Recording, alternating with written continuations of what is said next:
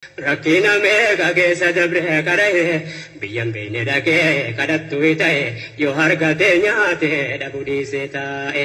السلام عليكم ورحمة الله وبركاته خبجمتوتا في جالتمتوتا المان أرمو قوتو الدنيا ران ودقى فتاجرتا يرو أمان كناغا ودو قدا تكو قبني سريف دفنيتين جرا ودو قدا خينيا خنار ران تناتلين أستاذ خينيا يقاو شيكا شيكا نيجد مودان خن علماء تافي درسوني إساني آقا بدا ستي مقاخنا كننيف شيك آدم تولا قويا هران كنا دوان الدنيا خنا إرا بقوتانيتين جران ربين سديتان جنتاتين إسان حاقا نيسوم مرمان تركته بله ميكا تجل كبه جدبه دبه تكوت رتبه علمي بكانگه علمي دبه برسيسو تتائه قلن دين خدمة دين تغتائه والرب ساكن ولا لا دانگه أكوان الرابرتن علماء الرابرتن توبيا خبالي أدون تاني بي الدنيا فخيتي وان قرآن جهيكا خندبسيني وان نبيين جيليكا خندبسيني دريشتين كبيادة بسطين لا ما بيجو سلام من تائه دودا جاما نتمنى لك بالسلامة قابتكو هذا أبدي هذا منسا هاسي سنتي مال جتة كياركو مسلم الجبات أكن نمني هدمه علماء هدمته وني أدى جيفمه وني بينون ساعة درك هالكن صلاة الليل خاون درك آيات بوي ساتين بيغت شيني خينيا براتو تميك أبرسيسه جي إم مدابة غنت تيم وداف بايه نمريف أكمل نمريف أمد جهاتا وقا جهاتا مي أول برسيسي شيخ آدم تولا جتشونغا نم عمري إساني قوتو دين إسلاما قيسة تفتن توفيم خان دلتن قدين حررقي بها آنا خنبولشام نانا تولا منصوري تكن دلتا يموتهم إغا شيني كن وقا دي دمشاني أوليف دين إسلام إرقبرتني عمري إساني قوتو يوقاهو وقا جهاتما أوليف درسوتا في شيكوتا غرغدو اومشودان دين اسلام نما تجاجلات تريدم شيكني كينيا شيكني شيكاني نما دين كان براتو دف جچم غدرا في دررا حمتو دان دما تريتو نموني اساتدي نيام بيكن واي سينا ساني دبتم اغا خبجمتوتا في دغيفتوتا كينيا سينا غبابا شيخ كينيا شيخ ادم تولام سو اني لبونجرو او امن اسان حاسوسي سودان Afaisan lubbuudhaan jiran ummataaf dhiyeessee ture kanam dhaggeeffatam waliifis dabarsuudhaan sheekha keenyaafis rabbiin jannata haa kennu jechuudhaan du'aa gochaafiim masturtiin keessan nu waliin haa ta'u isiniin jenna.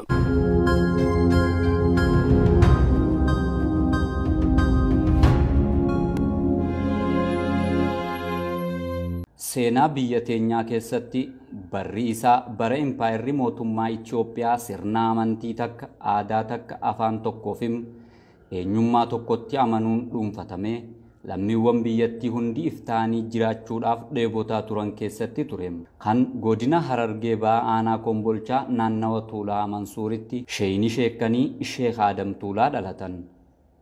Harrara dhaabbanne barasan ifduuba yoo miillanne waggaa 100 fi 5 har'aa dura ta'uu isaati jechuudha. Ani Adam Ahmad Ibrahim. Bakkattuu itti mataan kiyya lafa bu'e mana kana arginu. Umrii ijoollummaa tiyyaa adoo qaraatiin ta'in dur namni ijoolleedhaa horii tiisa. Adoo horii tiisuutiin horiirra nama qaraatiin deebi'e. Sheeyni sheekanii Sheekh Adam Tuulaa umrii ijoollummaa isaaniitiin jaalala darasoota naannawa isaanii jiraniif qabuun booji'ame ilmii amantii islaamaa muuxaaluudhaaf murteessee alimman naannawa isaa jiran irraa ilmii diin barachuu akka eegaleefim waggaa hedduudhaaf ulamaawota naannawa isaa jiran irraa ilmii diin barachaa akka turan dubbatu. Oyi boomsoo ta'e nama ijoollee mitiire nama ucuu adii kanaan fedhalaal dirasaatan sanii abbaan kiyya hangafatti aanu baradhu yeeti gad lakkise ni fuudhanii duuba lakkise barnoota lakkiseera yoggaanan jal'ee ban tiikadawunii kana lakkisee ganda kana jira bakkattoon barat itti baratan guddoon wali baratuusaa jira isaan biratti deebi'e didee eeggaa didee dhiisaa jabbaan kiyya karma keessaan waan dabinu haa baasu achiin raatii seene jechuudha. Namoota barsiisuutu ganda kana jira. Barataa isaatiitu mana keenya jira. Barataa isaa kanatti eegalee jechuudha. Akkaataa eegalee kuyyaa akkaataa akka ajaa'ibaati. Akka namni ijoollee inti barattu miti.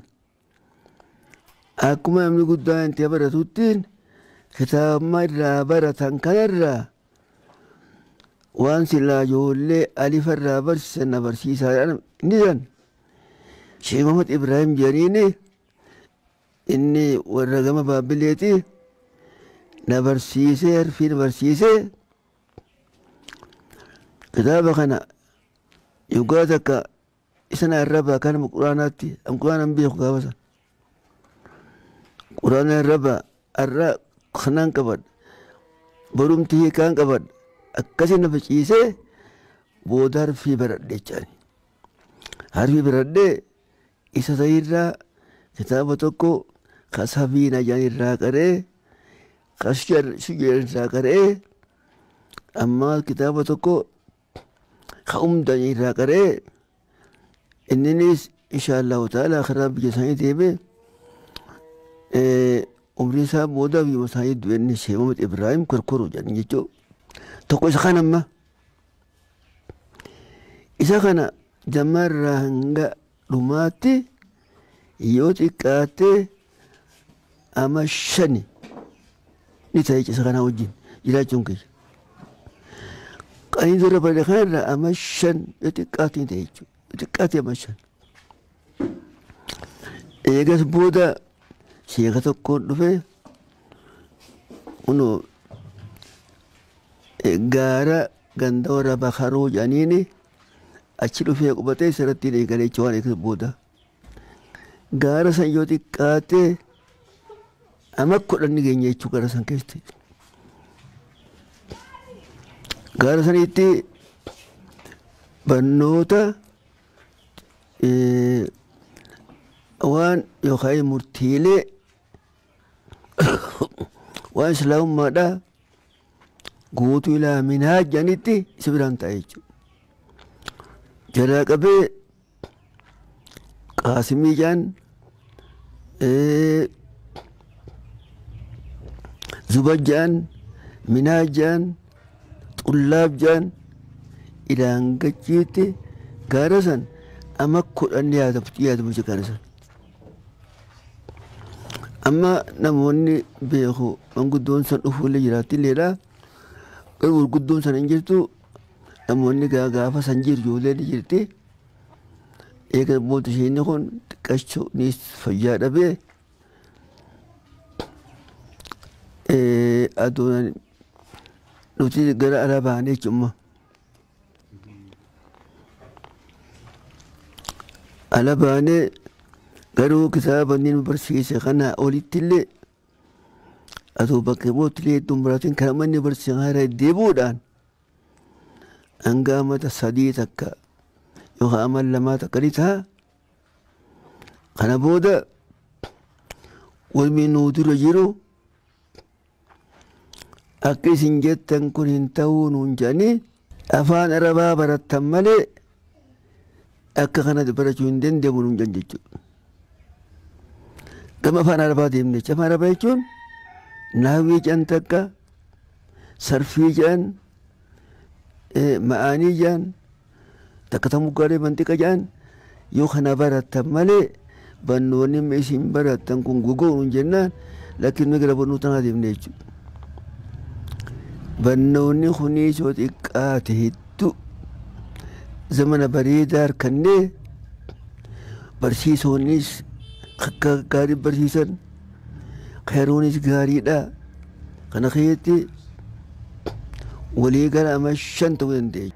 Aalimmaniifim ulamaawota ilmii diin islaamaa barsiisan hedduu irratti kitaabbilee amantaa musliimaa gurguddaa garaagaraa barachuudhaan ilmii diin sirritti funaannatanii beekumsa amantaa guddaa eega horataniin booda maatii isaa biratti deebi'uudhaan masgida naannawa isaa jiru tokkotti ilmii diin islaam barsiisuu akka jalqabaniifim beeytoota amantaa musliimaa hedduu oomishuudhaan hawaasa akka tajaajilaniif baasanii akka jiranis sheeyni sheekanii Sheekh Adam Tuulaanii dubbatu.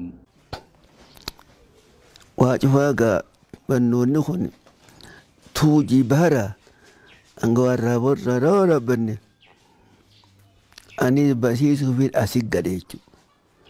Bakka tuu inti galle hoo matiiwwan irraa yaane kana jechuudha.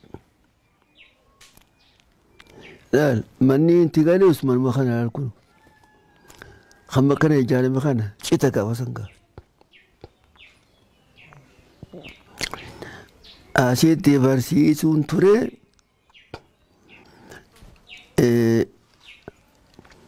amma hangaamata 25 takkaa'uu 30 takka waan baranne kana taariyaa tana hanga ishee gabbeessinutti namoota barsiifnuu fi kanaas fi qabnee waliin jiraannee haaruun wantu dunno haariyaa tana dhugaa yommaa si irraa raawwanne eegee booda bakka suqujjaan santachi irraa bitee achi dabarre jammaas asii fi kidduun deeme jechuudha. Amma namoota nurraa barate dura eegalee irraa isaan tunarra beekee jira. An amma barsiisuun kiyya amma 60 fi wayita jechuudha. Umriin kiyya immoo har'a amma 105 mukkana jechuudha. Bannoonni kun lakkumaan ida'ama ilaagaa amma ani nama guddaa ta'e hanga naga'utti barsiisuun kiyya amma 60 fi waa kan isa jechuudha. Sheeyni sheekanii Sheekh Adam Tuulaa hanga guyyaa irratti ilmi amantaa Islaamaa barsiisaa kan jiran ta'uudhaafim carraaqqii cimaa taasisaniinis aalimmanii fi ulamaa'ota akka isaanii kan diin Islaamaa barsiisan hedduu oomishuu bira dabree darasoota yookaan barattoota amantaa Islaamaa kumaatamaan oomishuudhaan beekumsa dhugaatiin qaree dhaloota wallaalarraa akka baraaraniif eebbisee majliisa amantaatirraa baasee akka jirus namoonni seenaa sheeka sheekanii kana itti dhiyeenyaan beekan ni dubbatu. Dura irratti sheeka keenya Sheekh Adam Tuulaadhaa jechuun nama silaa seenaa isaa nuti dubbannu miti. Nama nu oliiti dubbachuudhaan malee. Ani seenaa sheekaa taniin isarraa dhageessiniin qaba. Taniin umriidhaan hin dhaqqabin taniin irraa dhageessiniin qaba. Taniin ammas irraa arkee fi tiyyaa beekuusiniin qaba. Taniin osoo isarraan dhageessin nama biraarraa dhageessiniin qaba. Seenaan sadeen kun yoo nufi waliif finne sheeyni dura irratti waan kannaa rabbiin nuu kanne yeroo tana keessatti kannaa rabbiin nuu kanne qananiisaa rabbiin nuu qananiise ta'uudhaatiitu irraa beekama. Sheeyni keenya waan isarraa dhageenye keessatti waan si ajaa'ibsiisu wanni inni beekamuun baay'isee guddinni laal yoo neefi manguddummaa dhufe akka nama dubbii manguddummaa qofa beekuutitti haasa'ee fixa hayyummaadhaan. Yoo neefi ilmiidhaan dhufe ilmii waan ittiin seene hunda baaba ati ittiin seente waan ati gaafatte hunda siidhaa lafa sii kaa'uudhaan gama biraatiin yeroo rakkoon dhufte gaaf tokko haadha abdii haadha manasaa haaseessineeti maal jette guyyaa rakkoon muslima jabaatte akkan namni hidhamee ulamaayin hidhamtee wanni adda addaa gaggeeffame wanni beeynuun sa'aa dur ka'u halkan salaatulleelii ka'uun dura ka'atte booyisa isaatiin hin beekette takkaa rakkoo namaatiif ji'ee rakkoon diinirra geessus sabarra geessus dhalootarra geessus rafeen beeku. Sheeyni keenya sheeka diinii fi barnoota diinii fi hayyummaadhaa fi qaroominaa fi waa hunda wal qabate.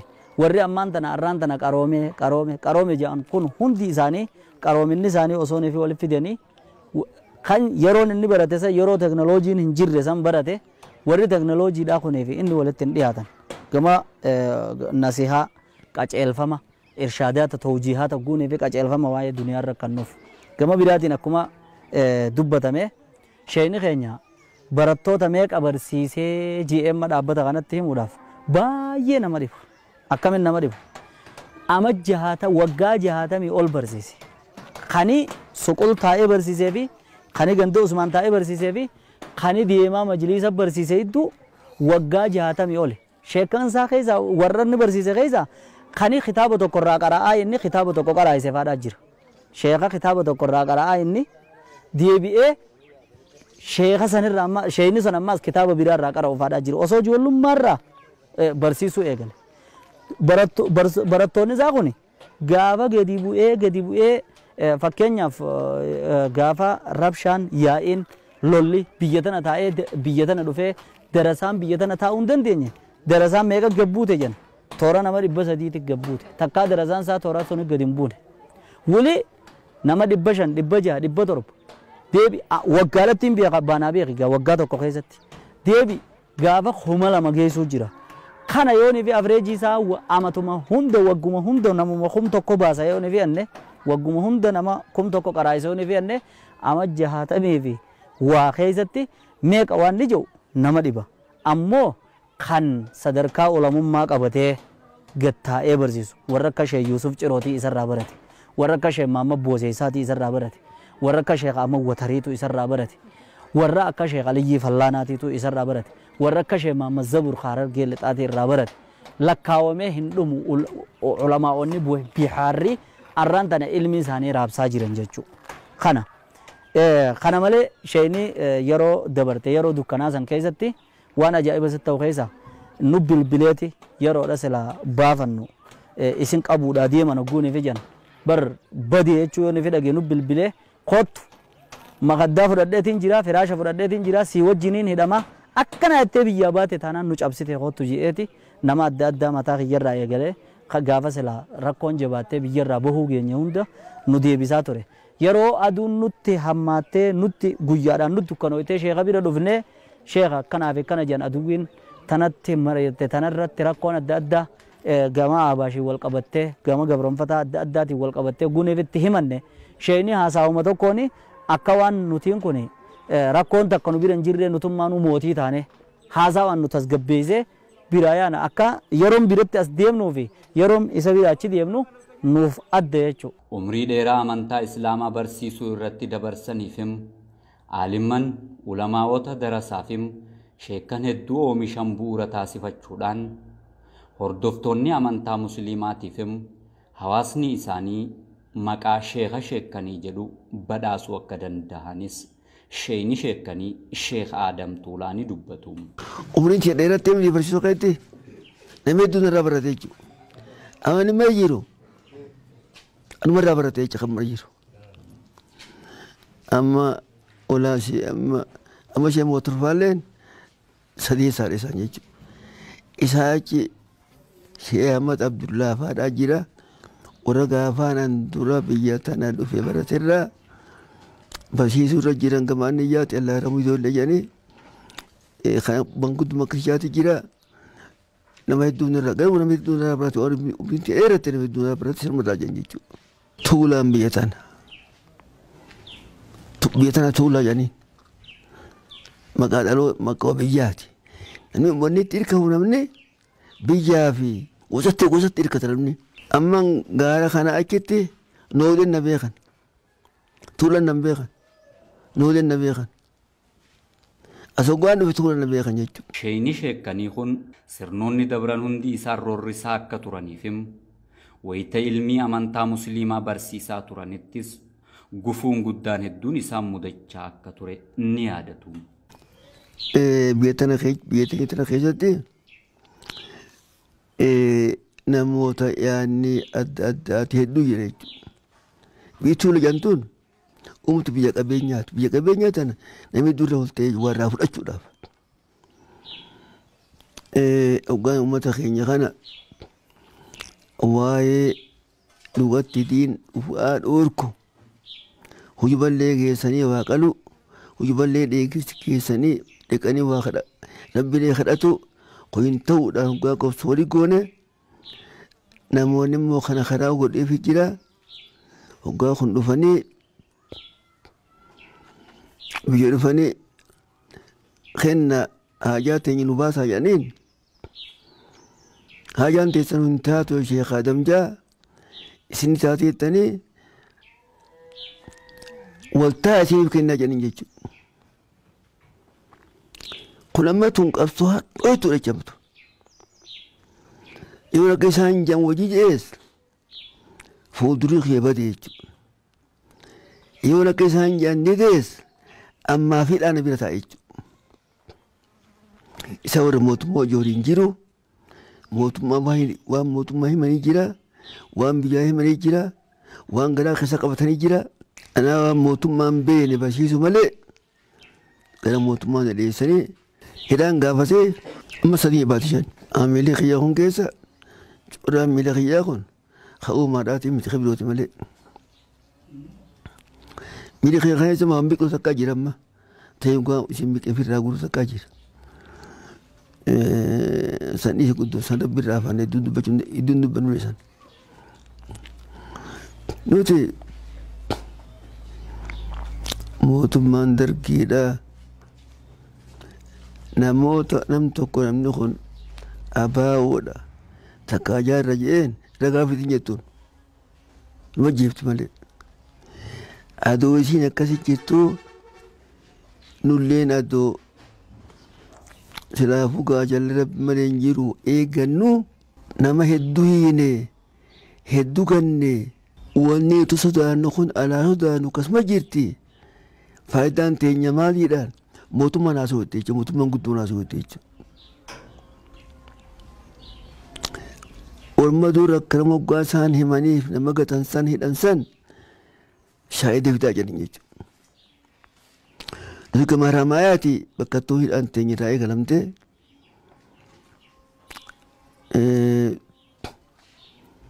shaayida ni qabna. Shaayidni san nuun dhihaatu jedhan jechuudha. Maaliif hin dhiyaanne ormi guddaadha. Yoo shaayida irra baane jiruun teenya hin jirtu jedhanii nuun dhufan jedhan jechuudha. Amma mootummaan yaaddee jecha mootummaa namtu dargiitu. Sheddaan nama kana hajjeefne akka malee jeefne hiine akka malee hiine darsiseente jechuudha. Namni kun jedhabee jira. Harki naafatee jira. Kadu'ee jira hangan qabu akkam goona orma kana alaa dubbiin tasan dhumteen hunjaan wasii keessa nama jabeessan booda kataa'ees haa ta'u kadeemees haa deemu boo qaban jechuudhaan ayyaana isaanii afanii maskaram guyyaa 2 nu dhiyeessan jechuudha. Nuni baana yaadetti hin qabne. Ifis kennee yaadetti hin qabne. Kan maqaa keenya bakka cufaa fudhatanii mana guddaa daree gaafeedhaa kaa'uutiin sanitti dirree bal'ootti namoota hanga siyaasaa cufaa walii qaban jechuudha. Adaree nama 110 jira. Qamadii dhawaadhaa kaasirraa rakkattee geessa nama 70 jira. Maqaa jira kanaa fudhatan jechuudha. Utiin baanaaf iyyaan waan isaan jedhin beenu adan baasan mana tokko jira katte nama gorsa kennani achitti haa ta'u waa cufaa har'arraa mootummaan isinii maartee isin gallakkiftee nuun jedhan jechuudha. Sheeyini sheekkanii kun har'a umriin isaanii waggaa 105 achi tarkaanfatee kan jiru yoo ta'u eega bultii jaarratanii jireenya mataa isaanii eegalanii ammoo ijoollee hedduu horuudhaan amma abbaa maatii 70 akka ta'anis ni himu. Andallaa kana fuudhu takka malee fedhu. Gaafa barnoota irra jiru jechuudha. Yookaan dhufe namni an fuudhe nama barnoota qabu nama bareedaadha. Ni ijoollummattee tabii fuudhe jechuudha. Achi akkasiin heddummattee jedhaa fuudhe ilmaan heddummeessu. Ilmaan kiyya amma daawwanni kiyya hormaani kiyya kan dhalaatii fi kan dhiiraa dhugaa lakkaawan 60 waa ta'e 70 deemee jechuudha. Kana keessa kan barnoota dhiibee dadhabee deebi'ee jira. Kan baratee madrasaallee baratee ilmi zamanaatii baratee bakkaan ga'e irra jiruu ni jira. Asitti dalaguu irra jiruu ni jira. Haalli ilmaan kiyyaa kawaan baratiin illee numa jira. Ammootuma dalagaa numa jira.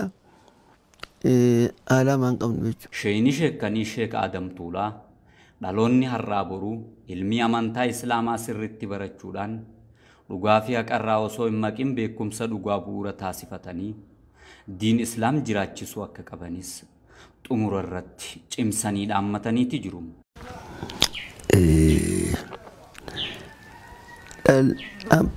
Dhaamseen dhaamu dhaloota ammaa keessa jiruu fi kan boodaatii fi nu oomishamna nuti nu oomishamnu jiraanna wanni aan dhaamuuf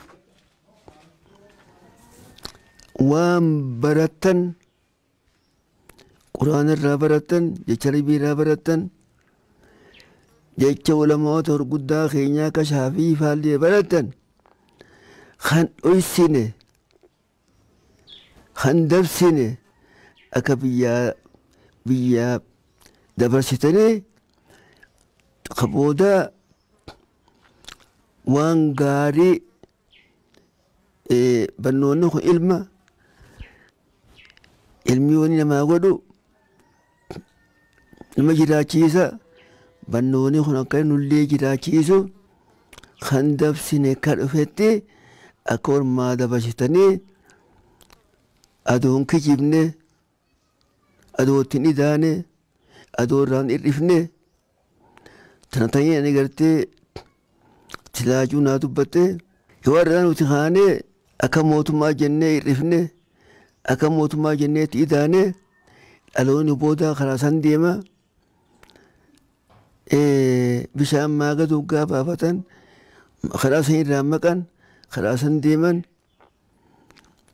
jaallenii kun nurraa isaan dabre karaa gaafatamullee nuyi akka waan nurraa baratan ulamaatu irraa baratan isin islaamoonni Itoophiyaa kophallee adoon taane biyya addunyaa cufa keessatti kan dabsine waan quraanni jahiikaa kan dabsine waan nabiyyiin jeellee hiikaa kan dabsine akka isaan jedhanii biyyaa dabarsitanii fuulduree keessan ifa akka gootanii fuulduree keessan bareeda akka gootanii akka fuuldureen keenya qabriidha ganaa gaafatamu teenya akka guyyaa sirraan gaafatamne diriirsatee akka biyyaa dabarsatanii dhaamaaf jechuudha. Barnoota kan ammaas waa xiqqoo miti akka dachaa deemtan akka dachaa deemtan akka dachaa deemtan. Durbaratee ka'ee taraa ofii barsiisee hakki uummataan gahee gaafa dhaala jarri duritti gaarahee.